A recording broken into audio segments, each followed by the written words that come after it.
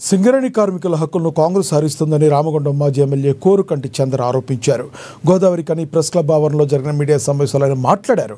ఇటీవల సింగరేణి లాభాల వాటా పంపిణీలో రేవంత్ రెడ్డి సర్కార్ అంకెల గారడీ చేస్తుందన్నారు.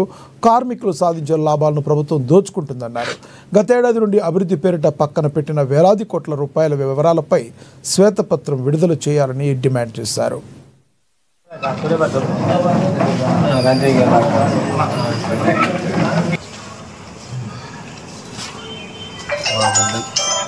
ప్రజలను వంచి మోసం చేసి అధికారంలోకి వచ్చినటువంటి కాంగ్రెస్ పార్టీ ఇలా కార్మికుల శ్రమను, కార్మికుల కష్టాన్ని ఇలా దోపిడికి ఇలా గురి చేస్తూ ఇలా కార్మికుల కష్టాన్ని, ఆ డబ్బులను వృధా చేస్తున్నటువంటి ఈ యొక్క సందర్భాన్ని మేము ఈ సందర్భంగా తెలియజేస్తా ఉన్నాం.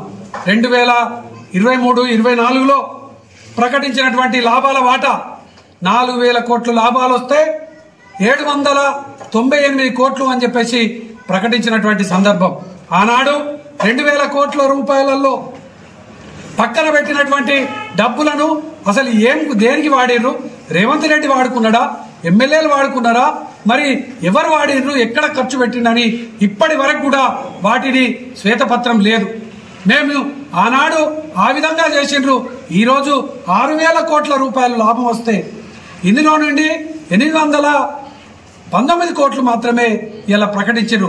4,000 కోట్ల రూపాయలను 34% లాభాల వాటా అని చెప్పి ఇలా 4,000 కోట్ల రూపాయలను పక్కన పెట్టిండ్రు.